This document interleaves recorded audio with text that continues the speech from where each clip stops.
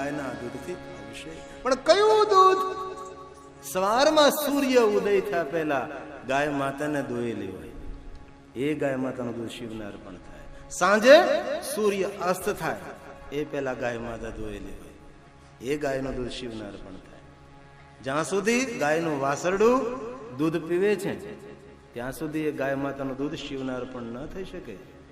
વાસરડું મોટું થાય, ઘાસ ખાવા લાગે, દૂધ પીવાનું બંધ કરી દે, ત્યાર પછી ગાય માતાનું દૂધ શિવને અર્પણ થાય છે. ગાય વ્યાય હોય ને કોઈ વસડું આવતા વખતે જ મૃત્યુ પામ્યું હોય તો ગાયનું દૂધ શિવને અર્પણ ન થાય. સૂર્ય ઉદય થયા પહેલા ગાય દોયેલી હોય,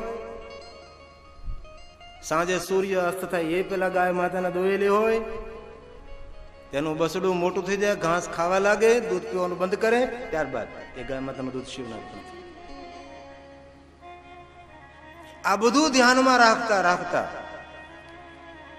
એ ગાય માતા બ્રાહ્મણના આંગણે બાંધેલી હોવી જોઈએ ભાઈ, બીજા કોઈના આંગણાને નહીં. ગાય બ્રાહ્મણના આંગણે ગાય માતા બાંધેલી હોય એ ગાયનું દૂધ શિવને અર્પણ થાય છે.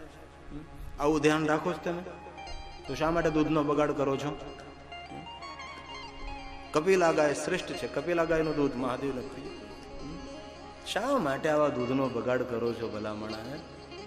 આમ પવિત્ર શ્રાવણમાં આવશે લોકો ગાંડા થાય છે, લોટાના લોટા શંકરને દૂધના ચડાવે છે અને પછી શંકર ભગવાનની પરિક્રમા કરવા નીકળવું હોય નાક દબ્બી જ નીકળવું પડે છે, એટલી તો દુર્ગંધ મારે છે. એ શા માટે આવું બધું કરો છો તમે? શિવપુરાણમાં શિવ પૂજાનો અદ્ભુત મહિમા છે.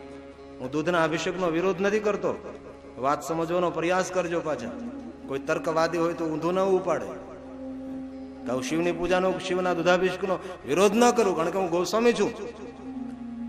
ગિરિપુરી ભારતી ઉતારે શંકરની આરતી. અમારી પરંપરામાં શિવ પૂજા ભળેલી છે. અમારી પરંપરા છે શિવાલયોને સંભાળવા, શિવની પૂજા કરવી. એ વાતનો વિરોધ નથી કરતો, પણ એક દેખાદેખી શરૂ થઈ છે. એકવાર બારડોલીની બાજુમાં કેદારેશ્વર મહાદેવનું તાપીના તટ પર સુંદર સ્વયંભૂ મહાદેવ, કેદારેશ્વર મહાદેવ બહુ પ્રાચીન શિવાલય. તો એકવાર ત્યાં કથા હતી, હું દર્શન કરવા ગયો મહાદેવના કેદારેશ્વર. કોઈ છોકરો આવેલો જુવાનનો, કોઈ કીધું છે મારા જેવાય કે દૂધનો અભિષેક કરજે રે, તારું કામ પતી જાય જા. તો પેલો બજારમાં દૂધની થેલી લાવ્યો, દૂધની પોલિથીન થેલી, દૂધની લઈ થેલી લઈ આવ્યો, અંદર શિવાલયમાં બેઠો, શંકર ભગવાનને દૂધ ચડાવું. હું તો ભગવાનને પગે લાગતો હતો, મેં જોયું છોકરો દૂધ લાવ્યો છે. અને આપણે બોલીએ વ્યાસપીઠ બોલીએ, પછી ઉતર્યા પછી કોઈને કાંઈ ન કહેવાય ને. તો જોયું મેં, હું જોતો હતો એ દૂધની થેલીમાંથી થેલી કાઢી દૂધની, અને પછી દૂધની પોલિથીન થેલી એટલે તોડવા માટે આમ તેમ મંદિરમાં ગોતું પણ કાંઈ જડ્યું નહીં. એવો મોટો ભગત બોલો જો, મુખેથી તોડી ને ભગવાનને ધાર કરી દૂધની. આ દૂધાભિષેક છે?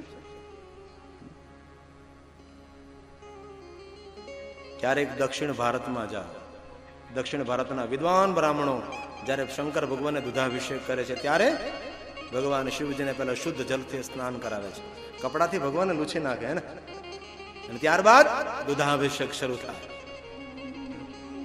એ દૂધને શુદ્ધ કરવા, દૂધને ભેગું કરવામાં આવે છે, અને પછી દૂધની ધારા થાય, અને જે પીઠ દ્વારા ધારા પડતી હોય ત્યાં પાત્ર મૂકવામાં આવે છે. એ દૂધને ઝીલવામાં આવે છે, ગટરમાં નહીં, દૂધને ભેગું કરવામાં આવે છે, પાત્રોમાં ભેગું કરવામાં આવે છે. શિવજીને અર્પણ કરેલું દૂધ એ મોટા મોટા તપેલા ભરાય, મોટા ટોપ ભરાય. એ દૂધ લઈને પછી શાલિગ્રામ શિલા સંગાત સર્વયાત્રી પવિત્રતા. ભગવાન વિષ્ણુએ શાલિગ્રામને સ્પર્શ કરાવે છે, ત્યારબાદ તેમાંથી પ્રસાદ બને છે. આપણા જેમ નહીં, ગાયનું દૂધ, ગાયનું ઘી.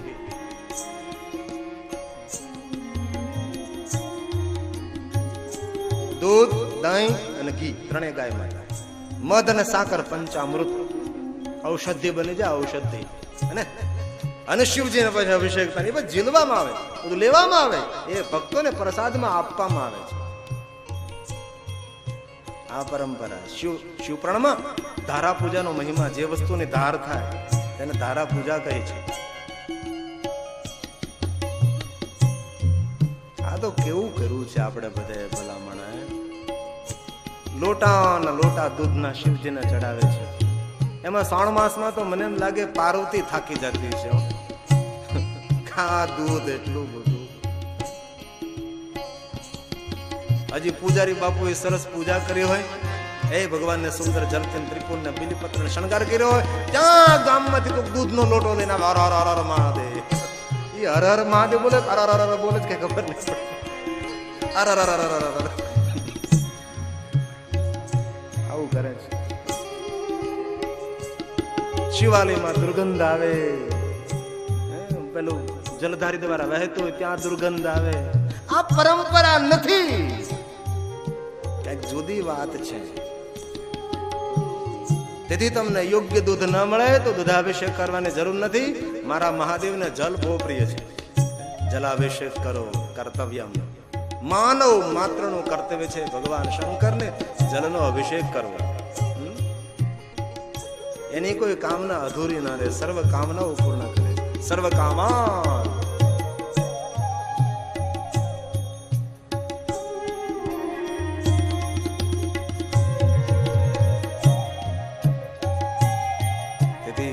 ભગવાન શંકરને દૂધ પ્રસાદમાં અર્પણ કરો.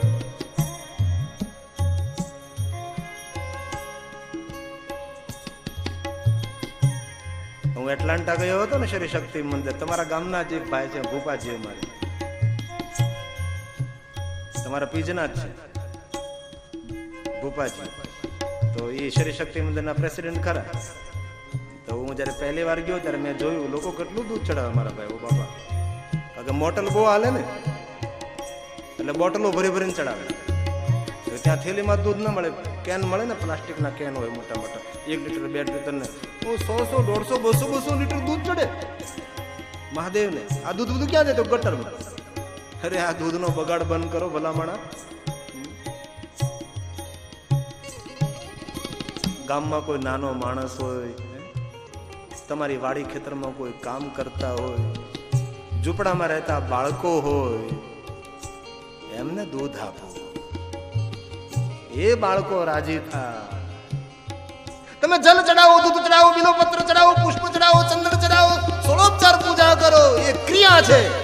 શ્રેષ્ઠ શિવ પૂજા તો તેને કહેવાય જેના ચિત્તમાં, જેના મનમાં, જેની વાણીમાં, જેના દિમાગમાં, જેના વિચારોમાં વિશ્વ કલ્યાણની ભાવના હોય, એ શ્રેષ્ઠ શિવ પૂજા છે. હવે ન ચિત્તમાં, ન મનમાં, ન વિચારમાં, ન વાણીમાં કોઈના કલ્યાણની ભાવના ન હોય. શિવ શબ્દનો અર્થ કલ્યાણ ને આપ સૌ જાણો છો. જેના ચિત્તમન વિચારોમાં વિશ્વ કલ્યાણની ભાવના હોય, એ શ્રેષ્ઠ શિવ પૂજા છે. તેથી આપણા મહાત્માએ સૂત્ર આપ્યું, વિશ્વ કા કલ્યાણ હો, એ શિવ પૂજા છે. આ તો ક્રિયા ભગવાન સાથે જોડાવા માટેનો એક પ્રયાસ આપણો હોય છે. પ્રયાસ કે આપણે જલ ચડાવીએ, ચંદ્ર ચડાવીએ, બિલીપત્ર ચડાવીએ, પુષ્પ ચડાવીએ, ત્યાં સુધી આપણું ચિત્તમન ભગવાનનું આમ રહે. 10 પગથિયા ચડવા માટે પહેલા પગથિયા પર પગ મૂકવો પડે. એ શરૂઆત છે આપણી ભગવાન સાથે જોડાવાની. 10 રોટલી ખાવી તો પહેલી રોટલી તો ખાવી જ પડે. એક પ્રયાસ છે ભગવાન સાથે મન લગાડવા માટે. તો ગાય માતાનું દૂધ શિવને અર્પણ થાય. કયું દૂધ એ તમે સૌ જાણો છો. ગાયની સેવા કરો, ગાયને પ્રણામ કરો. જ્યાં જ્યાં ગૌશાળા ચાલતી હોય, આપને યોગ્યતા પ્રમાણે ત્યાં યોગદાન કરો. બહેનોને પણ મારી હૃદયપૂર્વકની એક પ્રાર્થના તો ખરી છે કે આપ ગામમાં શાકભાજી લેવા જાઓ, કોઈ ખરીદી કરવા જાઓ, તો થોડું ઘણું પરચુરણ તો વધે છે. થોડું ઘણું તો તૂટલી ફૂટલી નોટો વધે ને બધી. પરચુરણ વધે, થોડીક નોટો વધે. એ રસોડામાં ડબ્બો રાખો, વધેલું એ બધું એમાં નાખો. ભલે તમે તારે સ્પેશિયલ આપણે નથી કાઢવું, 10મો ભાગ નથી કાઢવો. કાઢો તો તમે ભગવાન. મને ગૌરંગભાઈ કહેતા હતા કે બાપુ આટલી મોટી શિવ કથાનું આયોજન કર્યું છે, આ હું જ્યારથી કમાતો થયો હતો ત્યાંથી 10મો ભાગ હું કાઢતો હતો, અને 10મા ભાગમાંથી મેં આટલી સુંદર શિવમાં પણ કથાનું આયોજન કર્યું છે. મેં કીધું વાહ. બ્રાહ્મણનો દીકરો, ભટ્ટ પરિવાર. મેં કહ્યું ખૂબ ખૂબ સરસ. 10મો ભાગ કાઢી, કોઈ પણ ચાલાકી કર્યા વગર 10મો ભાગ એક બાજુ મૂકે અને સુંદર શિવ કથા. અને બ્રાહ્મણો તો ઈષ્ટદેવ ભગવાન શંકર છે. કર્તવ્ય બ્રાહ્મણનું તો કર્તવ્ય છે. લોકો શિવ ભક્ત બને. ત્યારે મેં ગૌરંગભાઈને કીધેલું ભાઈ ધન્ય છું, તમે તો પ્રણમ્ય છો. તમારા મા બાપને મારા કોટી કોટી પ્રણામ છે કે તમને આવા સંસ્કાર આપ્યા છે. જે માણસ ભગવાનના માર્ગે, સતમાર્ગે, સારા માર્ગે, એમને તો આપણે પ્રણામ કરીએ, પણ એના કરતા વધારે તો તેના માતા પિતાને આપણે કોટી કોટી પ્રણામ કરીએ. મેં પછી કહ્યું કે તમને પણ પ્રણામ, તમારી હયાત પેઢીને પણ પ્રણામ, તમારી ગયેલી પેઢીઓને પણ પ્રણામ, અને તમારામાં જે જે પેઢીઓ આવશે એમને પણ પ્રણામ. ત્રણે પેઢીઓની વંદના છે. વાહ, બહુ સરસ. ભલે 10મા વગ ના કાઢી શકો, કમસે કમ પરચૂરણ થોડુંક વધે એ ડબ્બામાં ભેગું કરો. અને જ્યાં જ્યાં ગૌશાળા ચાલતી હોય, તમને એમ લાગે કે અહીંયા જરૂરિયાત છે, ત્યાં તમે આપો. અને હું હૃદયથી કહું છું, શ્રદ્ધાથી કહું છું, કોઈ પણ ચાલાકી કર્યા વગર ઈમાનદારી પૂર્વક ગાય માતાનો ભાગ એક બાજુ મૂકે ને, એના ઘરમાં કોઈ ભયંકર બીમારી ન આવે, એના ઘરમાં કોઈ ઉત્પાત ના આવે. અરે ગૌ પ્રેમીઓ તો એમ કહે, કોઈ પણ માણસ પોતાના હાથમાં ગોળ લઈ અને ગાય માતાને આમ ગોળ ખવડાવે ને, તો તમે અનુભવ્યું હોય તો ગાય માતાને જીભમાં કાંટા હોય. તમે જ્યારે જો ગાય માતાને કઈ ખવડાવ્યું હોય તો, બાકી નકરું ખાધું છે, મોટા ટાંકી જેવા પેટ બનાવ્યા છે.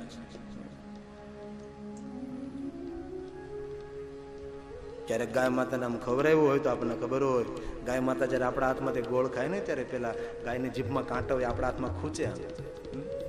ત્યારે અમારા ગૌ પ્રેમીઓ એમ કહે, ગાય જયારે તમારા હાથમાંથી ગોળ ખાય છે, એ તમારી ભાગ્ય રેખાને ખોલે છે, ભાગ્ય રેખા ખોલે છે.